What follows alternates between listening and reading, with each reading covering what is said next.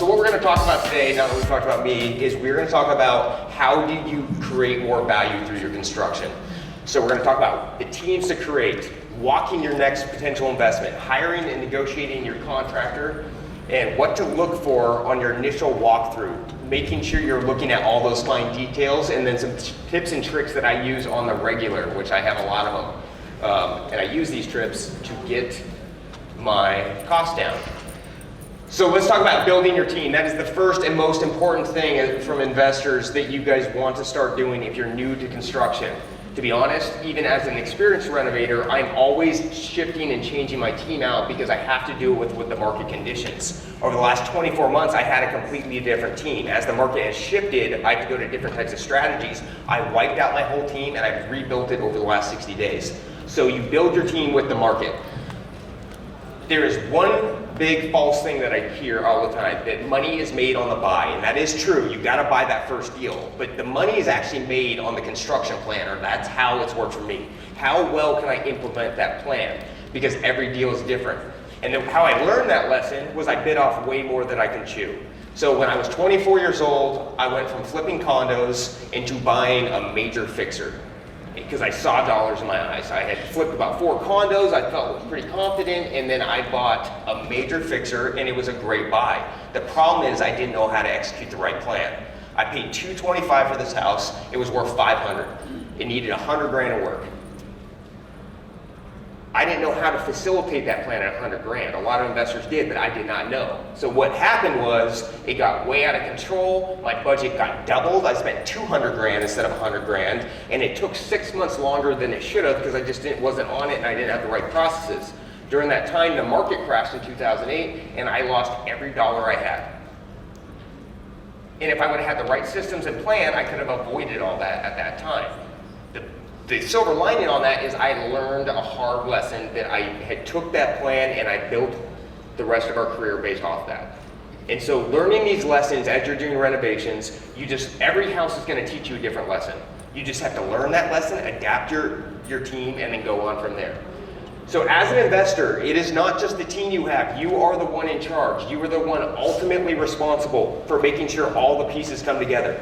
It is your responsibility to identify the right opportunity that works for you. If I would have bought a less fixer back then, that would have worked a lot better. I just bought something that I didn't know. So the more you know about what you're going to buy, the more protected you're going to be. And especially right now, as we have a declining market, you can still flip and do very well. We did over 100 homes in 2008. That was rapidly coming down. But you have to know what you're good at. If you're a new investor or an experienced investor, especially right now, don't bite off more than you can chew. Know what you're good at. Buy those properties. You got to create the right team that works for you in the current environment. We're going to talk about that in a second.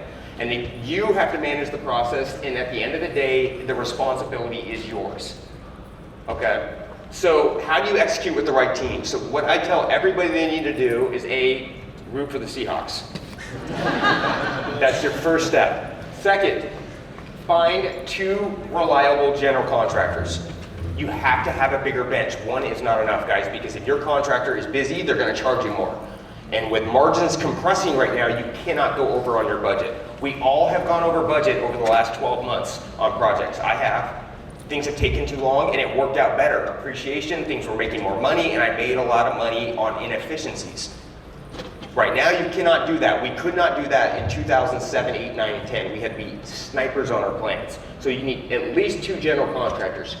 You should always have 2 subcontractors for every trade. 2 electricians, 2 plumbers, 2 framers, 2 siders, right? You want those bench because you never know what's gonna happen. You don't know what someone's schedule is. You have to keep your projects moving forward. You should have 2 architectural permit teams.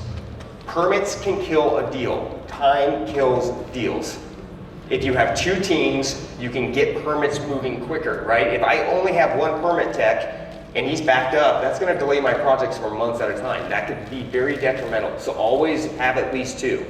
And then you want to have the right listing team. So there is all sorts of different types of real estate brokers out there. You guys are a certain class. We are investors. We want a broker that understands what we're doing. So any broker that I work with, they understand what I'm doing. I'm adding value. They understand cost of money. They understand design. At our brokers at Heaton Dainard, our listing team, which is included with our commission, they're gonna design the property for our clients and myself. They're gonna pick the specs. They're gonna help source the materials. You want someone that's gonna help you with your business, not just sell your house. And lastly, make sure you have a good attorney. And a construction and real estate attorney, not a general attorney. I have numerous real estate attorneys. They need to be for each class. So I have a real estate attorney that does contracts. I have a construction attorney that handles any kind of litigation I need to go through or kind of issues. And then we have attorneys for other things. So get one that specializes in what you're doing. Sourcing, so how do you build this team? That's always the question. The best way to build this team is to get referrals from people that are actively doing it. You know, they are working with investors, right? Contractors are different. There's guys that do custom builds, they do homeowner builds, there's investors, there's builders, subs that work for builders. They're all different, but get those referrals. Meetup groups are a great way to get them. And my favorite way, the best way in my opinion, is actually driving for dollars. I hear this all the time, like, oh, you gotta drive for dollars to find the deal. We drive for dollars to find contractors. We have people driving sites going, hey, what's going on here? Are they working on a flip property? And we meet people that way. We also track permits. If there's permits pulled in my area, I want to see, and it's on a flip property, that's going to narrow my type of contractor I can actually target. So we track development sites, we track flip properties, and we see what permits are open. And then we know that we can talk to those people and they're going to be in our realm. Another way to get a good team is your suppliers. My cabinet company is a great example. They called me and said, hey, we have flooring now, they're a great price. And I said, hey, I will start buying X amount of flooring from you if you can give me 3 installers. And to get the business, they gave me the subs, and all of a sudden I reduced my flooring cost by 25%. So ask your suppliers that you're buying from if they have referrals. Usually they're gonna be builder suppliers. And also investment-minded brokers. You guys, there's a lot of brokers in this market. Like our team, we actually refer our clients, roofers, framers, window installers that we're helping vet. So find the right broker in your market that works with investors, and a lot of times they have the resources too. You know, a lot of times investors are chasing that 1% listing fee. Oh, I want more money in my pocket. But a lot of times if you pay the right broker, they'll actually save you thousands of dollars on your construction, and it's gonna go back in your pocket, and you're actually gonna do better. So find the guys that can actually help you. All right, so creating your scope of work. This is the most important thing that I always need to do on every project. I get a lot of questions of, how do you come up with your designs? We come up with our designs based on data points. I actually don't put much of my opinion into homes. I'll have a little bit of opinion based on sellability and factor and just doing this for a while, but I pick all of my budgeting, all of my specs based on comps. Again, I'm not upgrading floors unless the comps tell me to do it. So it's really important for me to create the scope of work on what value am I establishing on there, what finishes does it have. We go tour these properties, we're looking through every photo, we're looking for what kind of materials are in there, what kind of upgrades do they have, and additional features. That's going to tell me my scope of work, like how much I need to do in my yard, how much do I need to upgrade these bathrooms, do I need to open do an open concept floor plan. It's going to tell me what I need to do.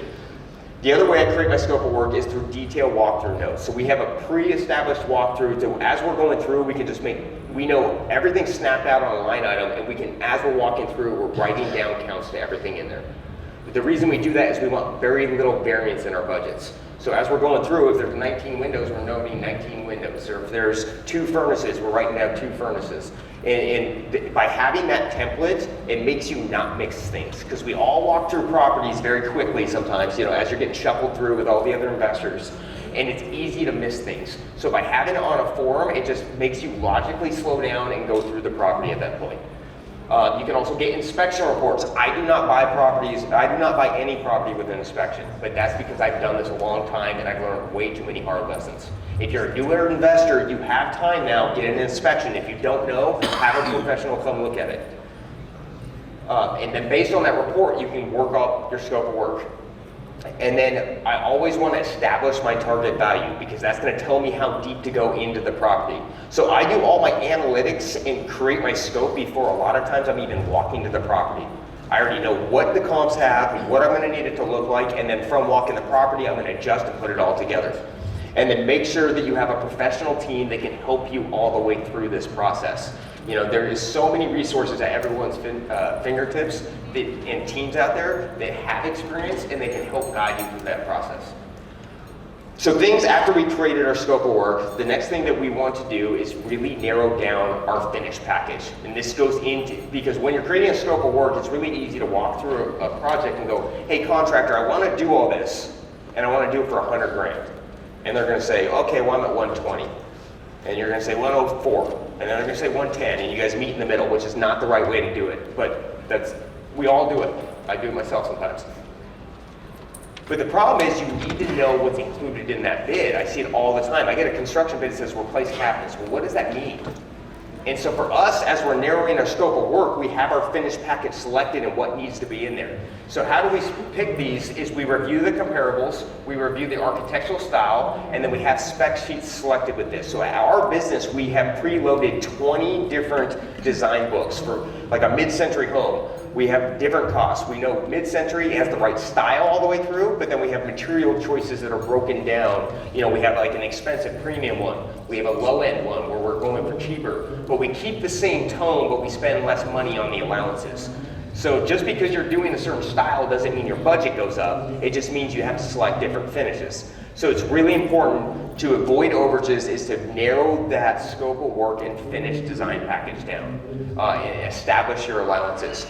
Through every property and different price points, let's say again, mid-century home, I may install $6 floors and I may install $1.50 floors. It's gonna give me the same look and style, but it's gonna have a different finish. And that's all based on my comparable data and what I'm trying to target sell for. So once you've gone through the comparables, you've gone through the design, you know what you wanna accomplish, you're gonna hear this theme throughout the whole presentation. Clarity in your scope of work. You've gone through and you've researched all the data points. You know what the comps have, you know what the finishes are. Now it is your responsibility, or my responsibility as an investor, to put that clearly in writing, because if it's not clear, that's where all the problems come in construction. So in clear writing, when we're going to submit to get a bid from somebody, we want to make sure that we know exactly how many bed bath counts we need to do in there. We want to know the general layouts of the property, because we don't want to go in and meet with a contractor and say, hey look, we want to make this a 4-bed 3-bath property, and not give them a blueprint for how we want to do that. And it doesn't need to be a fancy floor plan, it just needs to be kind of general tones, because it all comes down to how it can affect your mechanical layouts and everything later. The do's and don'ts of what we want them to do. So in our scope of work, we're telling them the bed bath count that needs to be done. We want the general layout, where things are going. The mechanicals, where they're moving. The do's and don'ts are what I don't want them to do. Because a lot of times, like if we're doing more of a restoration, we actually have a list of demo, like for our demo guys, it's really important we say, don't touch this, right? We're trying to keep the uniqueness of the property. So don't just tell them what you want to do, tell them what you don't want them to do too. Because it will narrow down the total finish bid at that point. And then you always want to attach an allowance sheet too. So when we submit to our contractors, they know what's going on, what we want to do, what we're trying to accomplish, and then we don't tell them, we tell them what we're willing to spend on certain materials, so then they can build their pricing based on labor, not just the total all-in price. The reason that's so important is, back when I was new, we could kind of do whatever we wanted because the market was so compressed. And we would let the contractor say, hey, we got to be at like $1.50, you pick it in this general tone, and you pick it at this point. Or they would give us a flooring bid, and they would just bring flooring there. We weren't as selective. But the spec allowance adds so much variance in what your actual costs are. If you fix those costs, you know exactly what they're charging for the install. You can move things around a lot easier. So we're going to talk about construction planning at this point. And you guys, if I'm going fast, it's just because I have a lot of information in here and I want to make sure we have time for questions at the end. So how do you reduce risk? Will these slides be available? Yes, I believe so. So how do you reduce risk, right? That's what we're all trying to do right now. The market's getting a little scary. Things, as the market starts coming down and getting compressed, you've got to do a right plan. How we mitigated risk in 2008, we used to buy homes, and by the time we would look at a home, and by the time we went to sell it, it would be worth 10 to 15% less in a very rapid time, like a 3-month period. It was a very, very risky market. So how we reduced the risk is we just padded our pro forma and we padded our construction. We almost never went over budget from 2008 to 2012. We were always under budget. The reason we did this, it allows us to give us cushion, and it made it to where we could flip a lot of homes, because not a lot of people were flipping them during those times. So how do you reduce risk? You add contingencies. If it's a newer project that you've never done before, you want to slap a 20% contingency on it. If it's something that's in my bread and butter and I do tons of the types of deals and I have it kind of down to a science, I throw a 10% contingency on it. But no matter what, you want to pad your construction, especially right now, because we have supply chain issues, we have inflation, things spike at random times, and so this will add that cushion in there for you. Establish allowances, I keep talking about that. We say, contractor, this is what you're going to spend on your flooring, and then we help them source that so we stay in budget. By having those allowances set, it also puts a leash on me to where I don't go over budget. The rule at my office is if we have an established allowance, we have to find the material below that. There is no cheating and going, well, I'm going to spend 50 cents more a foot here or $1 more here, because that will compound rapidly throughout your project and it will rip through your profit at this point. Picking the right materials, shopping materials out. We like to select our own materials. We don't like the general contractor does or do, because if we have an allowance for $250 a foot and the market's sliding down, I can get thrifty and shop out stuff for $1.50 a foot and save it on the bottom line, which is going to go back into my profit that I might need later. So I like to hand select all my materials, or at least tell the contractor where to go get them from. And then another way to reduce risk is get multiple bids. You guys, if someone is very busy, they're going to give you what I call an F-off bid. They're like, I'm so busy, but I'll take this if you're going to pay me this much. So we get 3 quotes on every line item per house. I don't care if it's my favorite roofer, I'm getting 3 roofer quotes, especially right now. Painter, three paint bids. General contractors, 3 bids that way. We get 3 different bids because you never know what they have going on in the background, and the cost can vary quite a bit. And another way that you can reduce risk right now is just cosmetic fixtures. If you're replacing less materials, you have less supply chain issues, because it's a lot more labor than it is actually sourcing up materials. So being able to turn in a risky market quick keeps you in and out of the project very fast. You know, you're less susceptible to market times and delays. In addition to, you don't get caught for that random item that's costing 3 times more that month. You know, like for example, HVAC has increased rapidly on me in the last 90 days. The coils got hard to find. So what we do is changed all of our scope of work. We went more cosmetic fixtures, and I put in cadet heaters because it was a way for me to control that cost. So the less work you have to do, the less variance you'll have in your construction cost in inflationary times.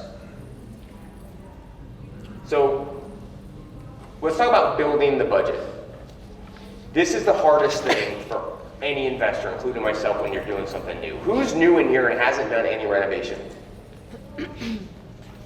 And that's a scary thing, right? Because you're getting these packages from people and they're going, hey, it needs $100,000 or it needs $20,000. And you're going, well, is that the right number or not? And you don't quite know how to figure that out. And that's normal. We all have to figure it out one way or the other. All my lessons and how I've learned about budgeting, to be honest, has been from losing money. I have lost more money on construction than probably the whole room combined, right? I think I've lost over $1 million in construction losses over the last 18 years. Good news is we learn lessons and then we build the new plan, and it ends up working out much better in the long run. But how do you learn how to build those things without losing money? So the first thing that we do is we want to find out what our market-specific install rates are. We cold call, we talk to people. We just want to know what people charge, because my costs are not your costs. People in California charge a lot more to install flooring than they do for up in Washington. And there's nothing wrong with that. I just have to build it into the budget, and I have to know that as an investor. And so what you want to do is find out your specific install rates, and then just the general ones. Like, what do guys install flooring for?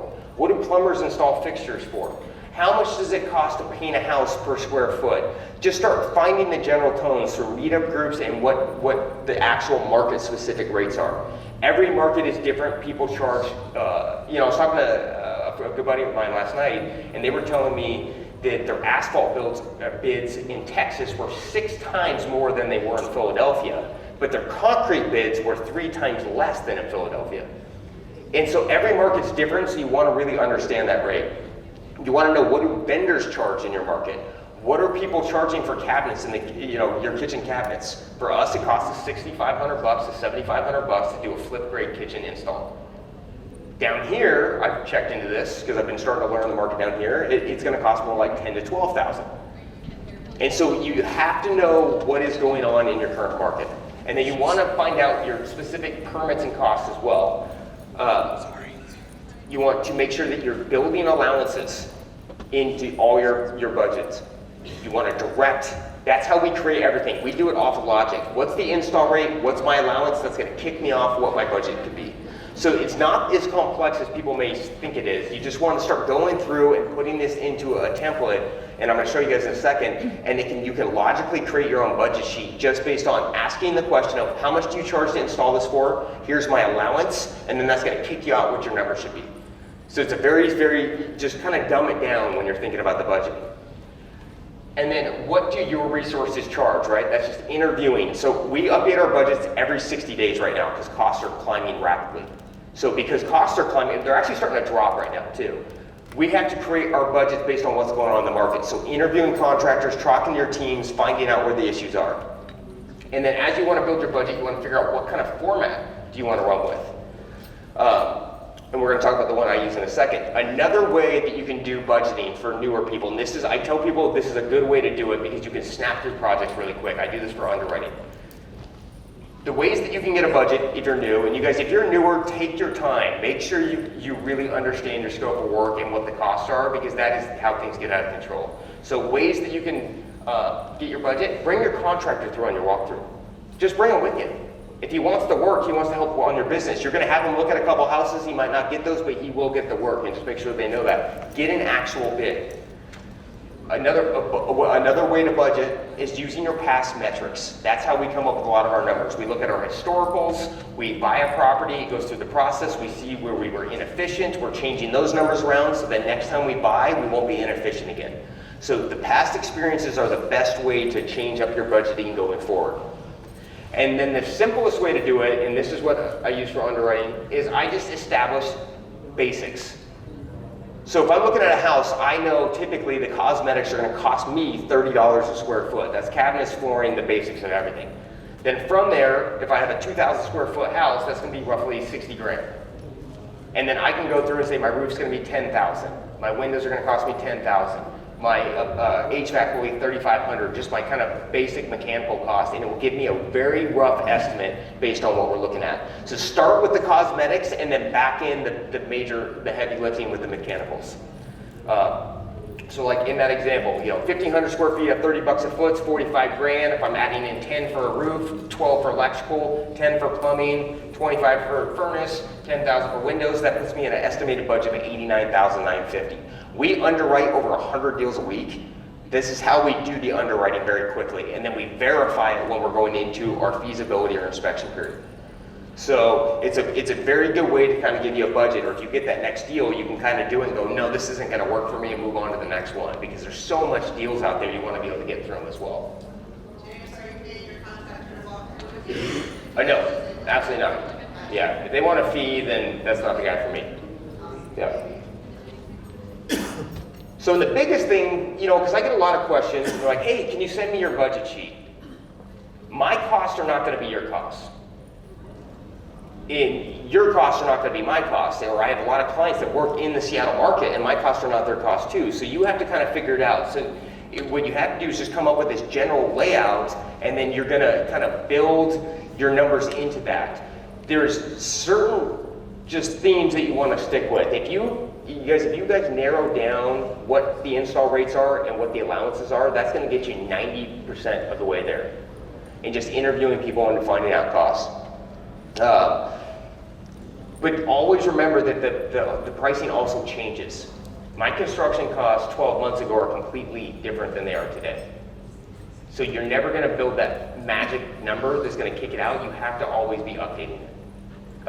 So tech that we use to organize our budgets is we use something called Smart Sheets. It's a very simple, it's an Excel basic. We can load all of our bids in there. We can put a schedule on there, all of our material specs, allowances. It's a central place for a whole team to kind of work off of.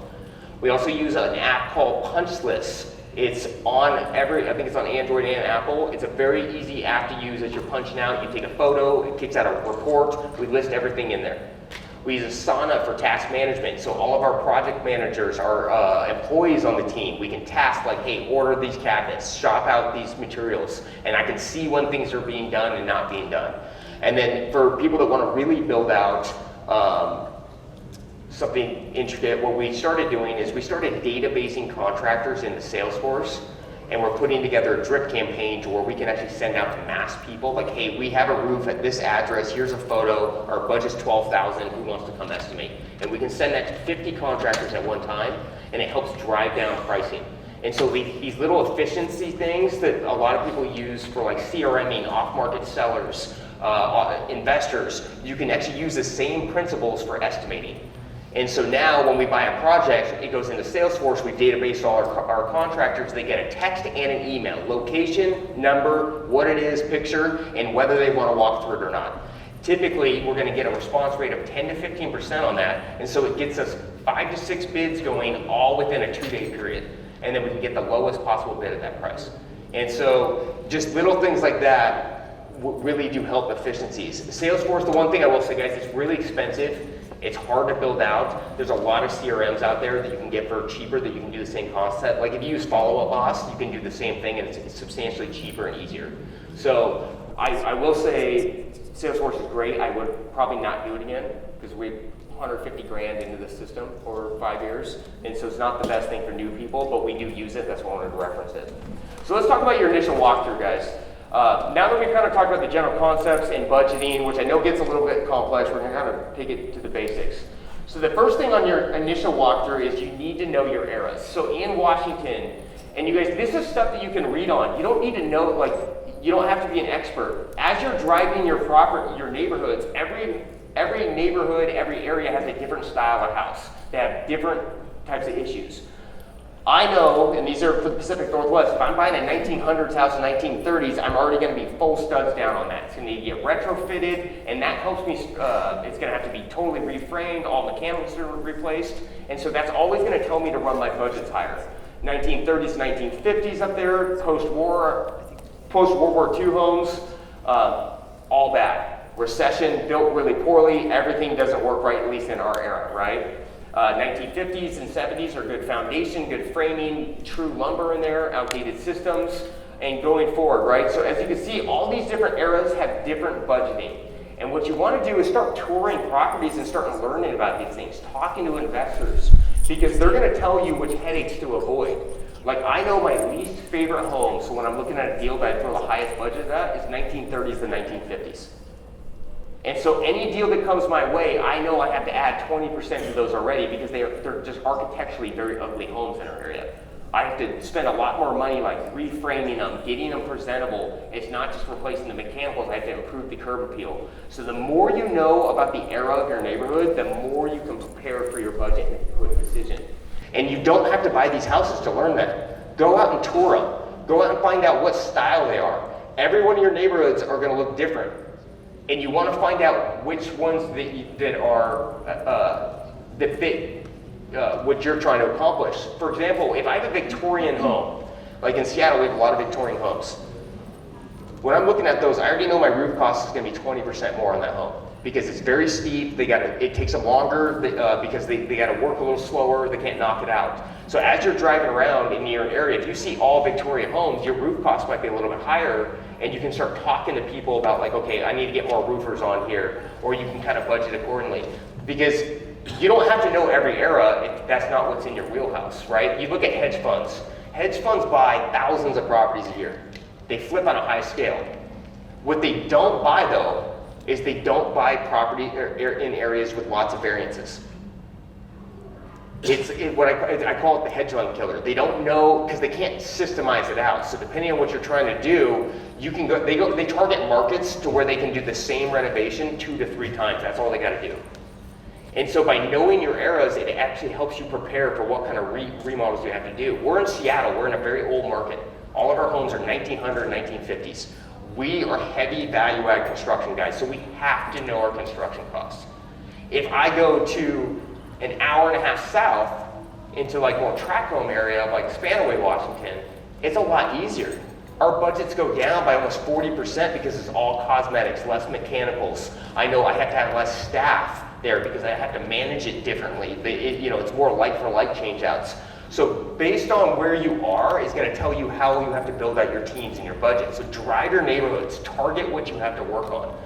If you guys are in tract home areas, like the big areas, like in Texas, Atlanta, all these areas where the homes are similar, those are very easy renos to systemize and work down. If you're in Chicago, LA, Seattle, where they're old homes, much harder to do. But you don't know that unless you know where your target area is. So after you kind of narrow down, what kind of styles of homes you're looking at, getting familiar, you want to make sure that you can prep yourself and walk through and not miss things as you're doing your quick walkthrough. A lot of times, especially the last 24 months, we've had a very small window of time to buy a deal. You got to get in, you got to get out, there's 20 other investors following right behind you, and it's easy to overlook things. So like I talked about, always have a walkthrough sheet with you. Make those lists of items that you need to do.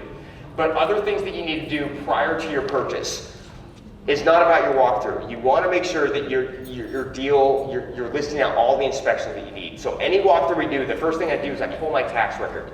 Is it on sewer? Is it on septic? I need to schedule my utility inspections. Because even though I buy on no inspection on almost every transaction, I will not waive things I cannot see in the ground.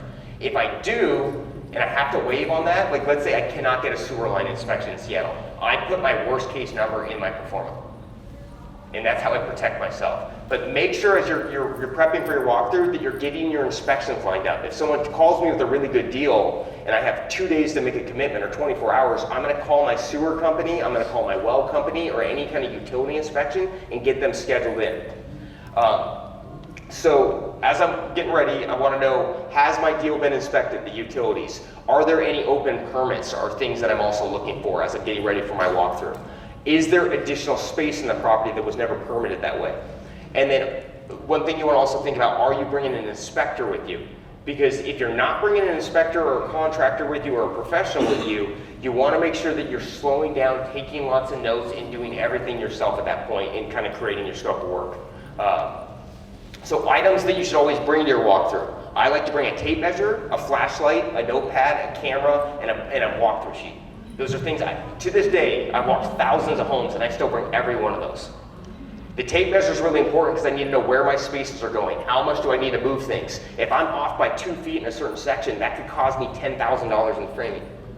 And so bringing those things just helps stay organized. The quicker you do your walkthroughs, the more variance you will have on your budget.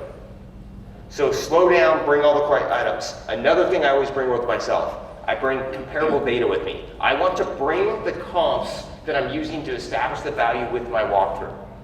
I want to walk through the spaces, make sure that they're matching up. And that is really important right now, you guys. As the market is coming down, you have to narrow your scope of work and your target value. Values are floating right now. So you want to bring this information with you, and it really tells you what you need to do or not need to do. If my comparable data, if I go out in my backyard and I have printouts in the back and it has decks, fire pits, and a built-in barbecue, and I'm going to my backyard and there's nothing like that out there, and I gotta level the whole thing out, that could be like a 25% budget increase. And so by having that information, it really is telling you what to notate. And then bring your real estate broker, because you want to talk to them about the property, how the broker that's going to sell the property for you. You want to talk about the marketability, what you want to do to the property, where they see issues. Brokers are great because they tell you things outside of the data points. Like the livability of a house, what's the vibe of it? Like for example, you might be going through and say, hey, I got to replace all the windows, but then the broker could say, well, you're missing a lot of natural light, that's going to affect your resale, you need to add to too. So by bringing your broker to your walkthrough, it's going to really help you narrow down those values and what you need to do with your scope work. So how you mitigate risk to your walkthrough? You need to bring a home inspector if you're new. I would bring that person with you. Right now, you do not want to go over budget, guys. If the market's compressing, do not go over. So ways to mitigate: home inspector, bring a general contractor, bring a consultant. You know, there's a lot of investors out there too that will do consulting work that will walk through you and give you feedback as well. So someone that has an expertise in construction, bring them with you if you want to reduce the risk. And then contingencies like we talked. If you're nervous about a property, pad the contingency even more. Anytime we're doing something new, we throw 20 to 30% on contingencies. Because not only is it a risky market, we don't know what we're doing, so there's gonna be some mistakes at that point. And then make sure that you get your utility inspections. On your walkthroughs, things to be wary of. Weekend warrior homes. Those are the worst homes, in my opinion, to buy. The reason being is you walk through them, and if you do a quick walkthrough, you're like, oh, cool, the cabinets are good. They're nice, the countertops are good. The flooring's somewhat updated. But, and I did a video, go to my YouTube and watch it on Weekend Warrior Homes, because you start to notice things. So when I'm slowing down, I'm like looking for like, you know, as you're walking through, you're like, oh, this is shiny and nice, but you're like, well, this isn't level here. And then, or you go in the kitchen, there's no outlets in the backsplash, but there's a tile backsplash and there's new cabinets. And these are signs to look for, because many times I bought homes, and I learned a couple hard lessons when I was young on this. I'd go in and like, oh, this is great, it's almost rent ready. The problem was they slapped shiny stuff all over it. And at the end of the day, I still have to do the same amount of work as a dilapidated home that I could have paid 20% more or less for. Because I have to take it all apart and put it all back together. So watch out for Weekend Warrior homes. You know, just slow down, look for little weird things. Like if something doesn't flow right, that's usually a good sign, right? The door opens up backwards. If the outlets are missing, if the door jambs are a little crooked, there's these signs that you want to look for, because many times it's the way people get smoked on their budget. It looks shiny, but it is not on the inside. Other things to be wary of: weird layouts. Weird layouts means long permits. It also means high construction cost and way more variance in your framing. So if you have weird layouts, kind of be cautious of those on, especially if you're a first-time home or investor. Multiple or low ceilings throughout a property. If I'm walking through a house and it has 3 different ceiling heights going on, that is a major red flag for me. There's some structural work that's been done there, and I'm gonna go check for permits. If there's no permits, that means it's a Weekend Warrior house, and I'm probably gonna have to fix all that. Not only that, you guys, when the market is normal, now it's been razor hot the last 2 years and people kind of overlooked weird things, they will not like that when you go to sell it. That is going to be a major negative impact on your property. People don't like going from 6'10" to 7'4" to 6, 7 foot in other areas. It's not normal. Those properties typically sell for 10% less than a normal home. So those are things that you want to look out for, and they're also very expensive things to fix. I'm looking for broken retaining walls, concrete. That tells me about settled structural issues. I'm looking for environmental things. Is there an oil tank on the property? Was there an oil line anywhere? Those are things that can be $20,000 to $30,000 hits on your construction plan if you don't set it up right. I'm also looking for sagging floors, and then my biggest thing is unpermitted additions. In the city of Seattle, if I buy a house that wasn't permitted, let's say the tax record says 1,000 square feet, but the house is 1,500 square feet. I have to permit that 500 square feet, but in addition to, I have to take the rest of the house up to new code. So my remodel that could have been a $60 cosmetic reno just went to $110 a square foot on that section, and I have to re-permit that whole section over there. In addition to, it usually stacks about 6 months onto my permit timelines. So unpermitted additions is another thing that I'm really looking out for. So other items to note: final layouts. Where are the structural changes that I'm trying to do? If you're adding a bathroom, it is not the same cost in every house. It's where do you want to add your bathroom? If you're adding a bedroom, not the same cost as adding all the time. Where do you want to move it to? So as we're walking through, how we stay tight on our budgets is I'm notating where the mechanical locations are. It is cheaper to stack a bathroom. If I got a bathroom here, if I put one on the other side on the wet wall, it's going to cost me about 50% less than adding a bathroom in the other side of the house. And so I'm walking the floor plan, I'm going, hey, where are the costs? Where does this need to be? Where's my wet wall? And if I do need to move it over there for resale, I just need to account for it. So I'm always looking at my structural layouts. And that's, again, why it's so important to bring those comparables with you, is because you want to know what you need to accomplish there. You want to make sure that you're also noting what are your city requirements and what are their timelines for permits. In Washington, we buy in all 3 counties, King, Snohomish, Pierce. I know if I have a major renovation in, let's say, Tacoma, Washington, I can get my permit in 4 months. If it's in Seattle, it's gonna take me 9 to 12 months. And so that makes a huge difference on the offer price that I'm gonna write. In addition to, I wanna know what the permit fees are. They also vary dramatically. Another city I work in is Kirkland, Washington. Their utility permit cost for major renovation is $27,000 a house. In Seattle, it's $2,400. And so by knowing these costs, I can build the right budget on that. And you guys, it's not hard to find. If you're working in a couple cities, you go online, they usually have their permit schedule right on there, and you can kind of pull it off. But you want to know these things because that's a huge difference. If I'm doing a $100,000 reno in Seattle or $100,000 in Kirkland, but I gotta pay that fee, that's a 24% variance in my budget. And so knowing these costs will help you narrow things down, and that's what we're trying to do, is just narrow the scope and the cost down. And then the other things to note that people don't think about a lot is what are your resources available? So I'm an investor that buys a lot of property. We are fairly liquid and can keep doing that. I don't buy property when I have money. I buy property when I have the right teams that can work on that type of property. That I buy based on my resources, not the liquidity. And so knowing what your team's resources are and workload is gonna tell you how to change your budget up. You know, if I have a guy that's a little bit overwhelmed right now, but I know it's a perfect house for him and he's finishing up some over here and I'm gonna put him on this one, I might add some additional costs in there for hold times. If he has a lot of jobs going on, he might charge me a little bit more on that. So just by knowing what he's doing is gonna tell me what the kind of contingencies and extra budgeting to put on. So as you've gone through and you've gone through your walkthrough notes, you've kind of made all these things, then we're gonna talk about building the budget and getting that number on it. So other items to note that are very important that you gotta look at when you're budgeting is what's your total lot size. Landscaping can destroy your budget. If I'm looking at a house and it's a quarter acre and then I got another house that's half acre that's overgrown, that could be like a $20,000 variance in my landscaping budget. And so notate the total lot size. Other things you want to notate is what's your above ground square footage and your gross square footage. For me, it's cheaper to renovate stuff above ground. If I'm in a basement or below, I gotta trench in utilities, I gotta do mechanicals, I gotta put in a lot more concrete work, a lot more structural, and I'm finishing space, which costs more. And so I'm notating that in off my tax records. Because a lot of times I'm running 2 budgets, one for the above ground square footage and one below. I might be $75 a foot on 2,000 square feet above, and I might be $125 a foot on 1,000 square feet below, and I can blend it all together. And so it's really important to notate those spaces. Also things that I'm slowing down on my walkthroughs, I'm creating my budget. What can I save on? We've been doing this a ton over the last 12 months with the supply chain issues.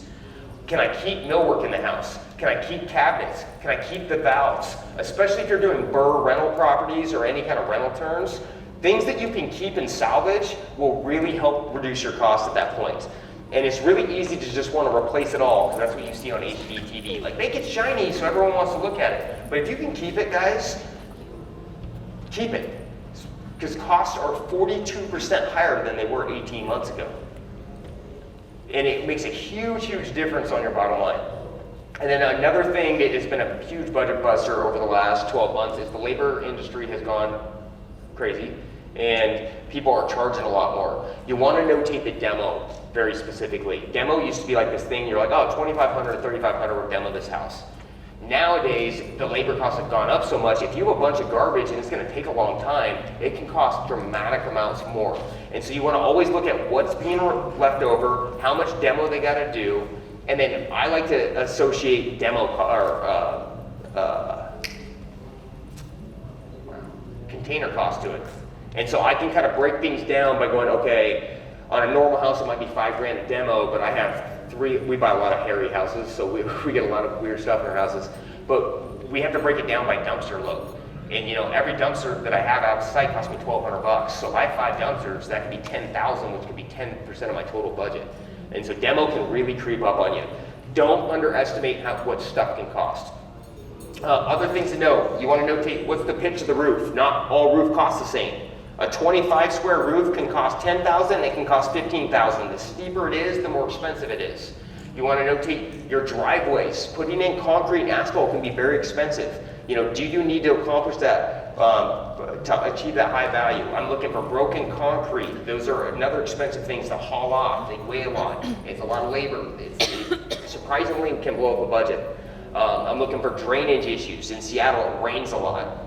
So if I got water in different spots, drainage can cost me 5–10% of my budget as well. So I'm walking through, every time I go to a house, I'm walking through the yard, seeing if it's marshy, seeing if it's wet, because those are huge budget items that can explode.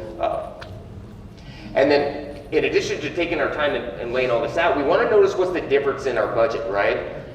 These are 3 kitchens that we've done.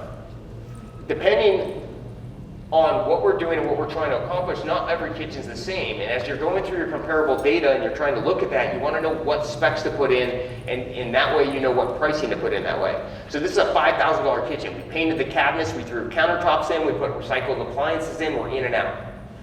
Nothing wrong with doing that plan, as long as the comps say so. Then I got a $10,500 kitchen, which is my builder grade cabinets. That's going to be stuff that I get for $6,500 for my cabinets. Countertops are installed, more builder grade, and you're usually in stock, ready to roll items. And then we have more custom kitchens, which are like a $25,000 kitchen. And so by knowing what specs I need to do, it really helps me narrow down my actual budget costs. And then you want to know what your differences that are going to be in your budgets. So going back to what I was talking about, the architectural styles. A mid-century home typically costs me 10% to 15% less than a craftsman home. Why? It's minimal. The whole point of a mid-century is to be clean lines, minimal. That means I get to put in smaller trim. Trim in a mid-century house costs me 50% less than a craftsman home. Or other things that we have to put less materials in. We're putting in less fixtures in, simpler door handles. But then on a mid-century home, a lot of times my window schedule costs a lot more.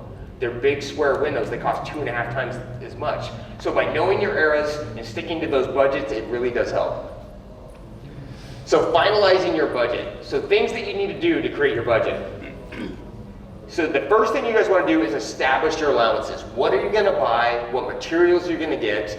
And put that pricing on it and how much do they cost. If you know how much the materials cost, the contractor can't run game on you and charge you a bunch for it.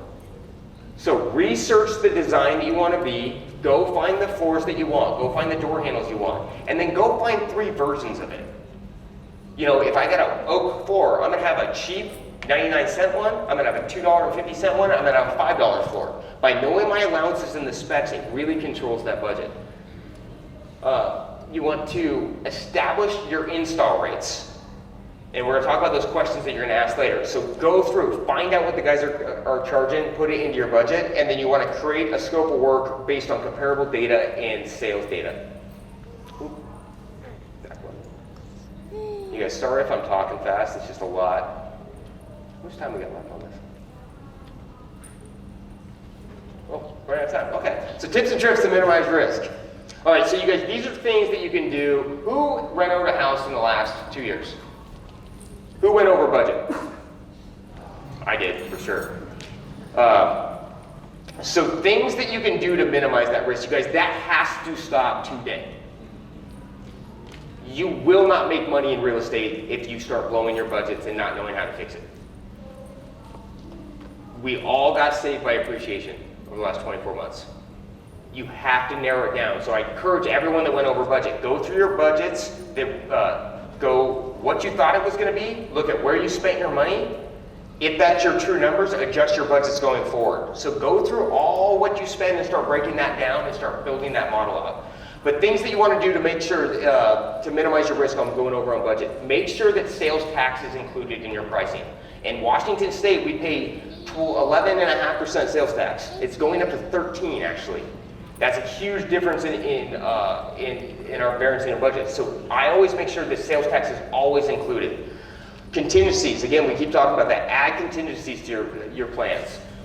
I like to make sure that my contractor before budgeting or gets me a quote has the floor plan with them. Because if you're going over general terms and you're getting a budget, it's a very way to get change order later at that point. So make sure you have your floor plans. Make sure you do your walkthroughs with your general contractors, subcontractors. I don't just send guys out there and say, hey, get me a bid. I'm walking through it and directing them the whole way. Research market install rates. Again, I keep saying that because it's very, very important. And then make sure you're working with builder-friendly vendors. Use logic with your budgets and network with the right investors, and you can help narrow these things down on your budgeting. So hiring contractors. So before hiring a contractor, who has had money stolen from them by a contractor? It is really easy to do, guys. Contractors are great people. I know some of the best people in the world are my contractors and subcontractors. I've also ran into not great contractors where I've actually hired guys with fake identities and fake businesses. And they tend to taking their deposit and running away with it. And that was after I got 5 referrals. But hiring contractors is really risk, right? You buy this investment, you're hiring a third party to implement this plan. It is very important that third party improves. Then you're gonna rack a profit or a cash flow or equity later. So hiring them. So before you hire a contractor, you want to always verify their license and bond information. If they're not licensed and they're not bonded, they are not hireable. I also look at, once I get that license, is how new is that date? If someone sends me their license and it's only 6 months old, that means they've only been in business for 6 months. Where were they working before? There's nothing wrong with that, but I want to know what they were doing before. If they've only been in the industry for 6 months, I'm going to be very concerned about hiring them. I want to get a minimum of 2 quotes before I hire a contractor. Even if it's my best friend in the world, the contractor, I'm going to get that second quote. Before hiring a new contractor, I always verify references. Just because one thing I will tell you is I'm very wary of contractors that call me and ask for work because there's so much work out there right now. It kind of concerns me. So I like to make sure I'm talking to whoever they work for. I drive all their properties before I hire them too, because they might say they did all this work, but I want to drive by it. If they did a year ago and the property looks terrible a year later, I'm probably going to pass on that contractor. So I drive, I look at them, I talk to people. And then another thing before I hire a contractor is I always make sure I have all their tax information. Because if you get done to the end of the project and they disappear, it's a pain on the accounting department for you. It's a pain for your taxes at the end. So we make sure that we always collect all their tax information. So prior to hiring a contractor, I will not hire anybody unless we have a construction contract signed. A construction contract is not their bid. It is a contract that I created that gives a general outline for how they need to do their business and how they're going to interact with us and run the project going forward. We're going to talk about that more in a second. I also have a set budget in a bidding format prior. Before I hire that contractor, I'm giving them my budget with my logic behind it. I don't get blind bids because I want to make sure that I'm working with them in a logical way. A lot of contractors will walk through a house and just throw a number at it. I want to see it broken down. Because throwing a big number at a house doesn't mean anything. You want to see where the money is actually being spent. So I give a budget to them that they can work off of. In addition to it, makes it very easy when I'm negotiating with them. If they think I'm light on my budget, we can go to a specific area that I might be low on and we can talk about it from there. And then you always, before hiring them, is make sure that you verify your contractors. Who verifies their contractor every time that they're licensed and bonded before they pay them a check?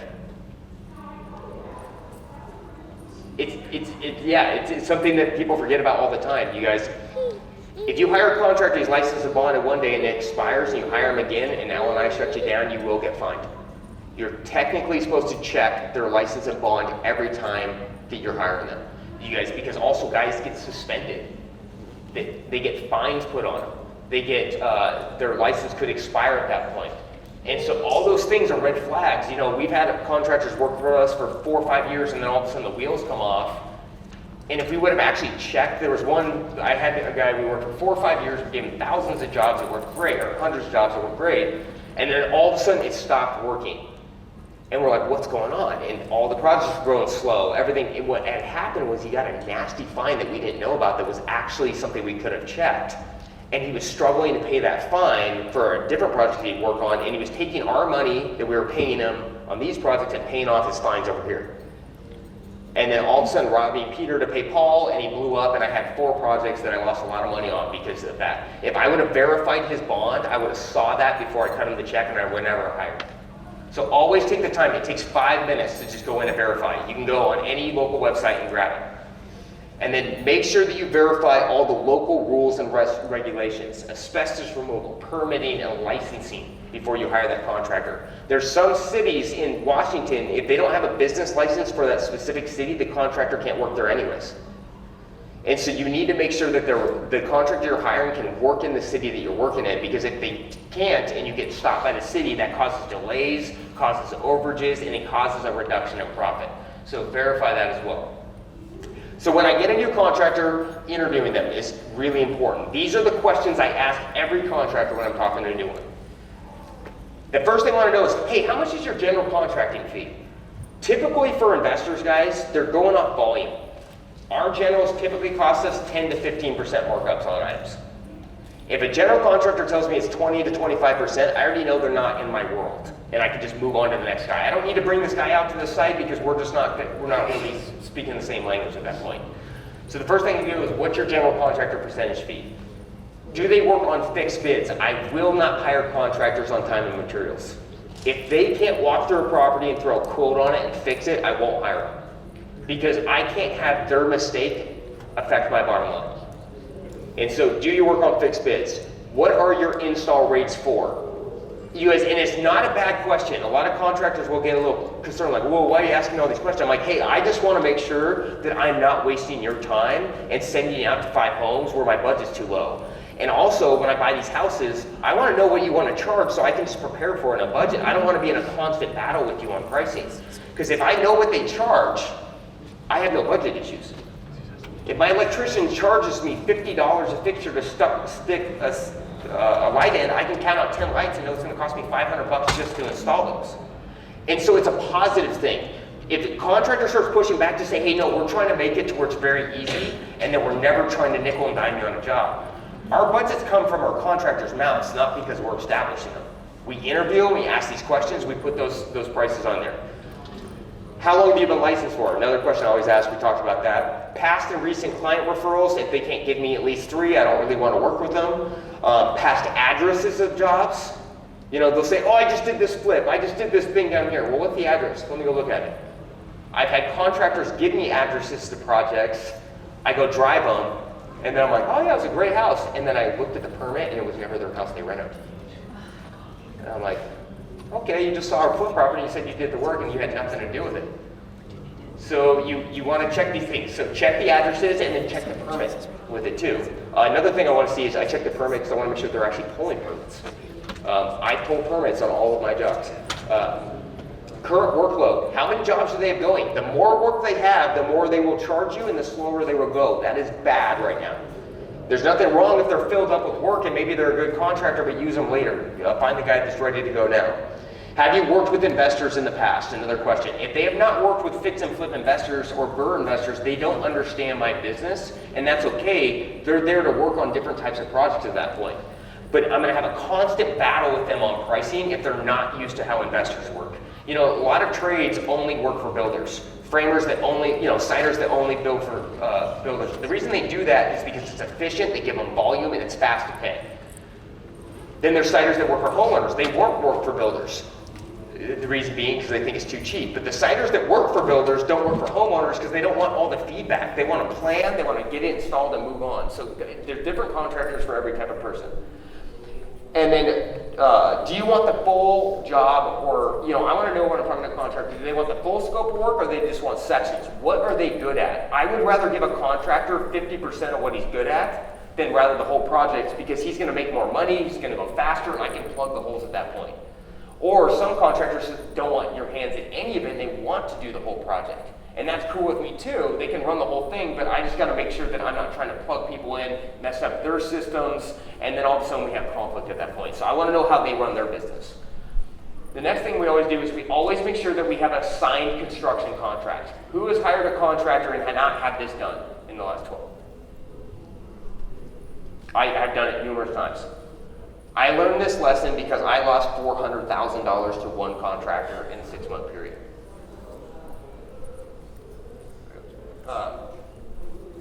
It's what a construction contract would do is it gives you a template for how things are going to go. The guy stole 400 grand from me, but because we didn't have a contract in our state, he could have change orders. It said estimate, he could change things around, and all of a sudden his bid turned into a way higher thing down the road.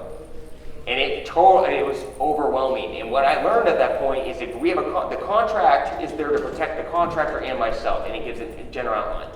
Things that I have in my construction contract, and you guys, everyone should do it. And you guys, if you want examples, shoot me a message on Instagram and I will send you out mine. Do not use mine because it's for Washington State, but it will give you a very good template that you can bring to an attorney.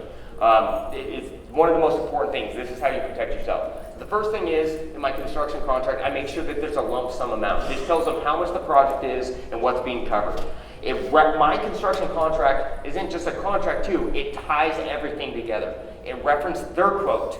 It also references my spec sheet. It has a penalty clause in there if they're late. It also has a bonus clause in there if they're early. Don't just take money from the contractor, incentivize them to get done first. And then it has a change order process, and it references who's obtaining what, who's doing environmental, who's getting permits. So it gives them a general outline for what's going on. It also talks about timelines and processes for identification, fixed bids, a clear scope of work, and sales tax. So it references all these things in this construction contract that ties it all together. So the point of this contract is to protect your budget with finish dates and expectations and penalties. If a contractor's late because he's being inefficient, I shouldn't have to pay for it. And the reason being is this motivates them to get it done. In addition to what it does is by putting a dollar amount on there, let's say they're 10 days late at $250 a day, that's $2,500. A lot of times I don't even charge the contractor, I actually just work it out with them on change orders. So I'm like, hey, can you do this for me for free over here and I won't charge you a late fee. And so what it does is it keeps things balanced. And it also keeps things to where people keep things moving forward, because if a contractor knows he's losing $250 a day, he is motivated to show up. And it's really hard to get guys to show up right now because there's so much demand. It also in my contract, it has instructions for how to deal with change orders. Our contractor cannot call me and say this is going to cost more. He cannot text me. He has to send me a written quote with my written approval for that to be paid. It says in my contract, if he does not follow this process, all change orders are null and void. If I would have had that, I would have not lost the 400 grand with that one contractor. Because it fixes the process. They can't just change things around at that point. Also, I make sure that my scope of work is attached to that. It's clear. If their bid is vague, it's fine. In my contract, it says that my scope of work supersedes their bid. So it ties it all the way around. So when the contractor's signing his bid, I'm signing it. He's signing my scope of work, he's signing my spec package, and it ties it all together. There's no outs. It's a very clear package at that point. In addition, I'm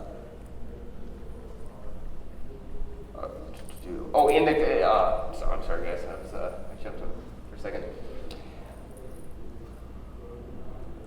The other thing it talks about is it's an itemized bid. It says in my contract that it has to be broken out. I do not do lump sum bids. No one's ever going to type me a big paragraph and throw a number at the end.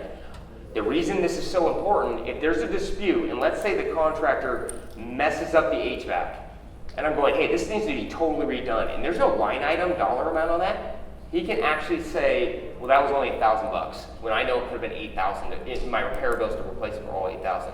So if your bid is not broken down and you have any kind of conflict with that contractor, it's going to go towards the contractor every time, or at least in Washington State. So you want it broken down, and it states how the contract ties that in to saying, hey, on this specific item, that's what's being negotiated. So it breaks it down section by section.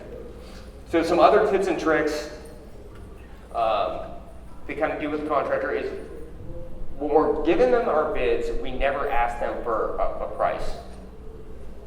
So who's had a changeover in the last 30 days? They always come.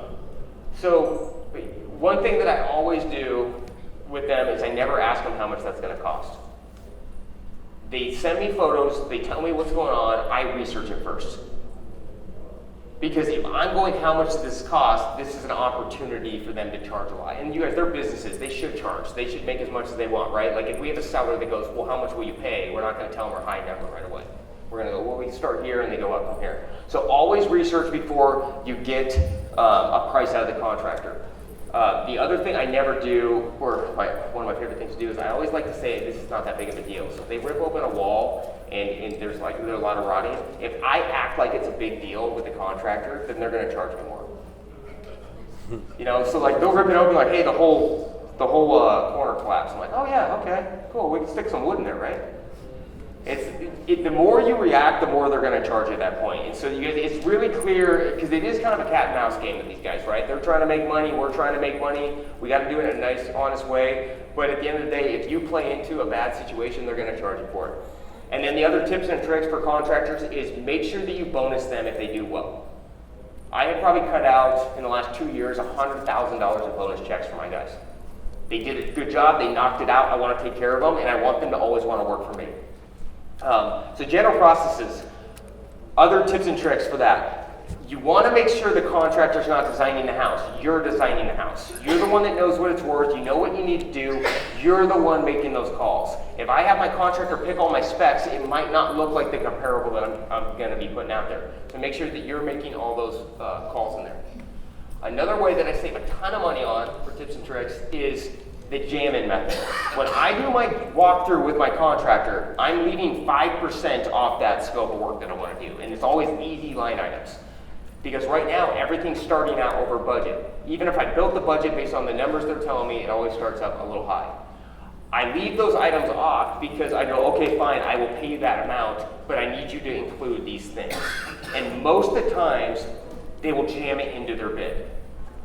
You know, like if it's gutters, I'm like, well, yeah, but you don't have any downspouts on the house. Can you throw those in? It's a very cheap thing for them to install, right? So I actually have a line item of very easy, cheap things to do that cost and add money, and I save it to the back end as I'm negotiating to jam it in at that point. We talked about that. Not that big deal, right? You guys, it's never a big deal. No changeover is a big deal. It's always fixable, so don't play into that because they will get you. And then, again, never ask a contractor for the price before you know what's going on. Another tips and tricks, create benchmarks and payment schedules. They know when they're going to get their money. I give them a list on my budget. If you want a down payment check, you get it after this. Your next payment is due at this point. It reduces conflict, because if you guys have conflict with your contractors and they want money and they're not ready for it yet, they can stall out your project. So if they have the construction draw schedule, they know what they're working for, they're also trying to get that next draw, it keeps them moving forward, so it gives them a benchmark to work towards. You always want to make sure too that you have the contractor's insurance information. That is really important. Also things that you need to do for tips and tricks. Lien releases. Who gets lien releases? Very important, guys, because you want that lien release. That's your documentation. If for some reason that general contractor did not pay your electrician and they lien your house, that's a conflict. You're going to pay that bill down the road. And it's hard. You got to go get the money out. How you can get that lien cleared off is your lien release. If the general contractor said, hey, I paid this guy in full, it makes it very easy to go after the general to get that bill paid. So always get a lien release. Another tips and trick we have for our contractors is we post our specs and floor plans across our site everywhere. If you look at who watches Instagram with me on there or social media, as you see in our bathrooms, we put up our tile design on the wall so our guys cannot mess it up. And if they do mess it up, we go in and we're like, hey, well, here's the picture. It's never like, well, someone told me this instead, right? Because everyone likes to point the fingers at each other. So clear written direction. We post our lighting plans. We post our tile details. We post our paint colors where they're supposed to go. It's pretty simple. You print out the photos. You put it where it needs to go. It keeps things clear. And if there's a mistake, it's easy for them to get it fixed because it was right there in front of them. And then always get everything in writing, guys, when you're dealing with contractors. Nothing verbal. I will not verbally do anything with a contractor. It needs to be text, email, or something that I can always go back on because it gets a little, things can get misconstrued. Always make sure, too, when you're finishing up with contractors, get all your permits signed off. I make sure that before I cut checks, every permit is signed off on. I will not pay until I have a copy of every permit signed off on the counter. Other things I like to do with guys, make sure I'm getting a copy of any warranties from them during that time, appliances, flooring, roofs, because your next buyer, your next tenant might want those. And then what we also do with our contractors to keep things moving forward is we make them go through our punch list, they sign the punch list, they cannot get paid until that punch list is all the way done. So we print out a solid punch list towards the very end, they sign off and go from there. Some other tips and tricks, guys, on construction to battle inflation. Materials, order in advance right now. Things are hard to find. If you order in advance, you will reduce your costs. Mix, max appliance sets. We have reduced our appliance cost. Who's spending more money on appliances right now? You can mix, max, and get a little thrifty with them. We've reduced our appliance cost by 25% over the last 90 days. So be thrifty, kind of looking for how to mix and match appliance sets. Reduce the scope of work in your game plan. If you're doing less work, you don't have to buy more things. It will save you money. And then we like to supply our materials for all of our contractors. It allows us to be thrifty. We can buy the stuff on clearance, buy it on sale, and then give it to them that way. Inflation with labor. Staffing labor. Right now, I went from hiring out to where I now have labor on staff. We have 100 projects going at a time, so we can do that. But we are actually building every townhome ourselves instead of hiring out now. On my fix and flip, I got rid of all my project managers in general, and I brought them in-house on salary so I can control the schedule better and control the costs. Other things, we do self-demo, ways to get costs down during inflation. If my plumber has to trench out the basement, that's going to cost me $100 an hour. If I have a demo guy do it, it costs me $30 an hour. So we make sure that we're self-demoing and plugging that stuff in. It saves us a ton of money on our budget.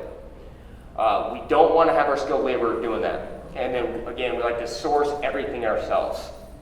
So other ways that we can reduce costs on our construction is we like to bundle all of our stuff. The biggest way that you can go over budget on construction is by calling one trade out for everything.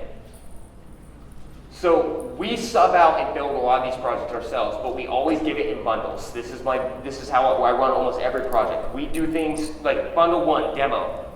One crew is doing demo, trash, and landscaping. The second crew is doing the windows, siding, decks, waterproofing, fascia boards, and gutters. I have a framing crew that does that all. If I plug in a framer and my deck guy separately, the more work they have, the cheaper the pricing gets. And what it also does is allows me to keep things moving forward too, because if I give a general all the scope, sometimes it can get slow based on their subs. So I go through and I don't have a general do everything for me. On some projects we will, but these are my sections that I'm hiring in. You know, I have one crew doing demo, one crew doing framing and windows, I have another crew doing rough-ins, or sometimes I break that out, and then I have all my finishing crews out there. But the more you bundle it together, the quicker it moves because they're in an isolated section, and the more cost you can pick up at that point too. It doesn't, because every project's different and guys run it different. It doesn't have to be in there. This is generally how I estimate the quote together.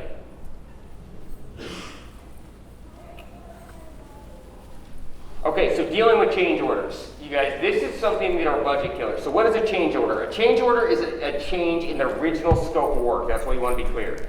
Change in time frame and completion date is also a change order.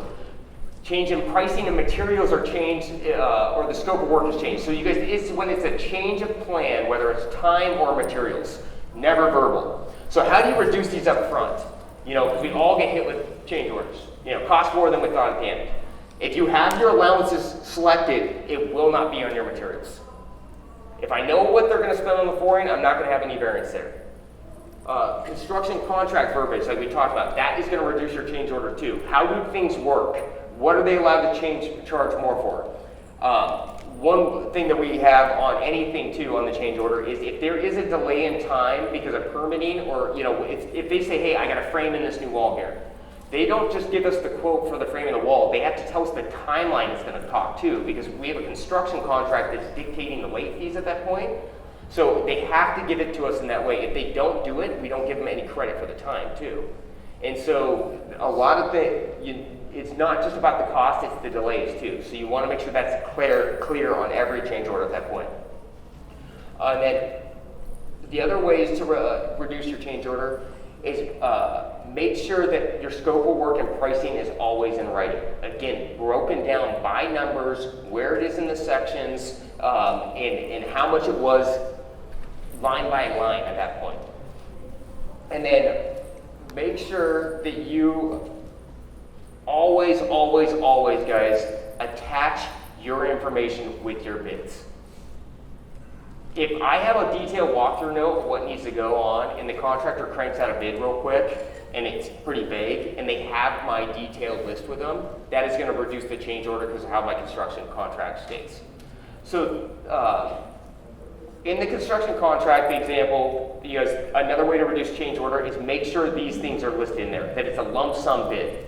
This is not an estimate. Estimate means it's subject to change. Lump sum means they committed to all this work for this dollar amount.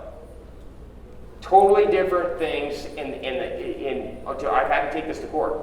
Court looks at this completely different too. Estimate means it can be subject to change. Lump sum means they will do it all the way through. And you guys, I'm trying to wrap up because we're running out of time.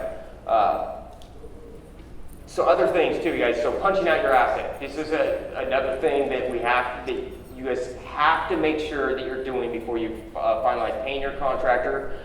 And in addition to, right now the market has cooled down. Things are not selling that well. If your property is not punched out well, it is not going to sell well. Be presentable.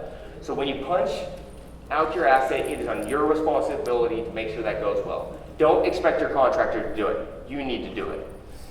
How I punch out my assets is 2 weeks before the finish date, I am there already starting to make my list of things that are going to need to be addressed. There's always unbuttoned up items.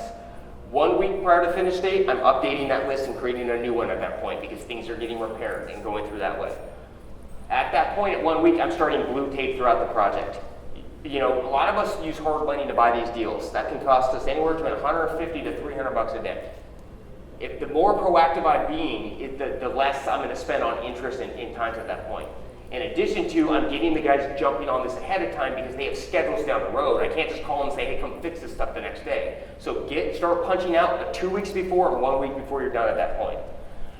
And then finalize your walkthrough prior to listing your home. Don't let unfinished items jeopardize your sale. So this is something that we're really firm about. We are going through and we're documenting everything. We're having our team, our contractor, and myself all verify these things are done.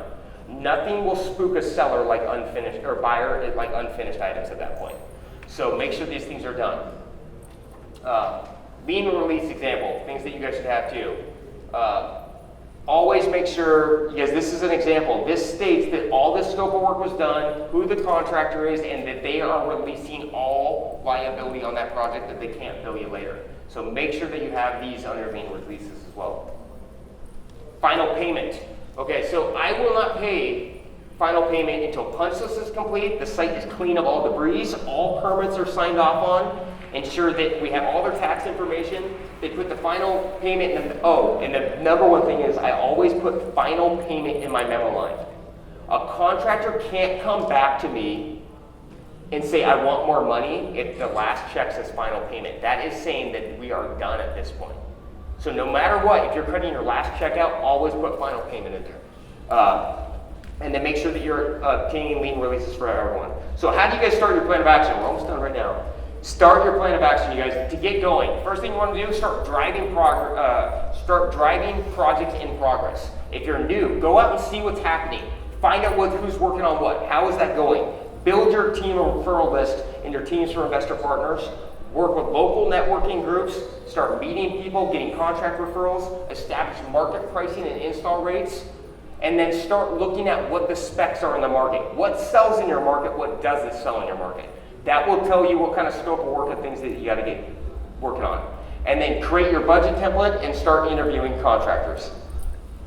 And you guys, I'm sorry, this is a lot of information to cram in a 45-minute to an hour period, so if we just roll through it. If you want more information on construction, guys, check out our social media platforms. Dainard Flips on Instagram, ProjectRE on YouTube, or check us out on LinkedIn. We go through this.